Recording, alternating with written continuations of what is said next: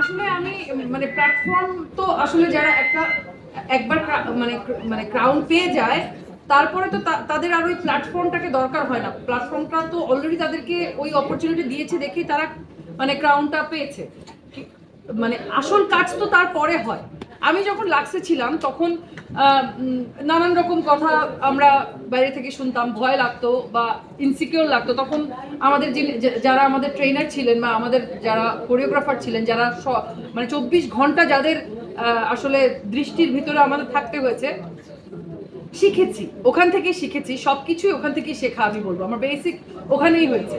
তো আমি সবসময় বলতে শুনেছি আমার সিনিয়রদেরকে, আজরা আপুকে, টুম্পা আপুকে, আমি সবসময় বলতে শুনেছি যে এখানে আসলে কিছু নাই, এখানে কোনো ভয় নাই, বা আসল জার্নিটা শুরু হবে তোমার যখন তুমি এই বিউটি প্যাজেন্ট থেকে বের হয়ে ফাইনালের পরে যখন বাইরে যাবে, বাইরে কাজ করবে, তখন আসল জার্নিটা তখন শুরু হয়। আমি ইন্ডাস্ট্রিতে সাস্টেন করব কি করব না, এটা আসলে আমি একটা বিউটি প্যাজেন্টে ক্রাউন পেলাম কি পেলাম না সেটার উপর ডিপেন্ড করে না, এটা অর্গানাইজারদের উপর ডিপেন্ড করে না, এটা ওই প্ল্যাটফর্মটার উপর ডিপেন্ড করে না। আমার মনে হয় এটা ডিপেন্ড করে সম্পূর্ণ নিজের উপর, যে আমি আসলে ইন্ডাস্ট্রিতে কাজ করতে চাই কি চাই না, এবং কাজের প্রতি আমার ডেডিকেশন কতটুকু আছে, মানে আদার দেন আদার থিংস, মানে আরো বৈষয়িক অনেক বিষয় ছাড়া আমার কি কাজের প্রতি আমার আগ্রহটা আছে কিনা, কাজ করার প্রতি, ভালো কিছু দেওয়ার প্রতি কি আমার ওই আগ্রহটা আছে কিনা, আমার মনে হয় সেটার উপর ক্যারিয়ার ডিপেন্ড করে, বা সেইটার উপর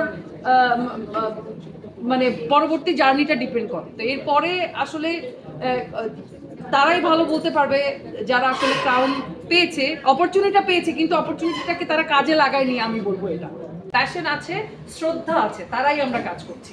তো আপনাদের যাদের আসলে এই কাজের প্রতি ভালোবাসা আছে এবং নিজেদের ভিতরে এমন কিছু আছে যেটা আসলে এই ইন্ডাস্ট্রিতে কন্ট্রিবিউট করলে ইন্ডাস্ট্রির আরো ভালো হবে, আমি তাদেরকে অনুরোধ করব এই মানে এই বিউটি প্যাজেন্টে রেজিস্ট্রেশন করার জন্য। শখের বসে আরেকটা অপরচুনিটি, আরেকটা মানুষের স্বপ্ন, আরেকটা মানুষের অপরচুনিটি, আরেকটা মানুষের জার্নি কেউ নষ্ট করবে না।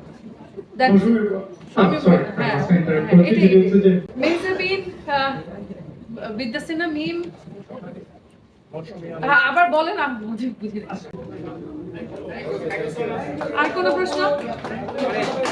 Thank you. ছোট্ট করে এক লাইনের একটা প্রশ্ন আমাদের সোহাগ ভাইয়ের কাছে। একটা প্যাজেন্টের সবচেয়ে গুরুত্বপূর্ণ যে পার্টটা সেটা হচ্ছে মেয়েদেরকে গ্রুমিং করানো, সেই জায়গাটা আসলে তাদের মতো মানুষটাই কাজ করেন। তো সোহাগ ভাই, এবার কি নতুনত্ব থাকবে আপনার গ্রুমিং এ আপনার মেয়েদের জন্য?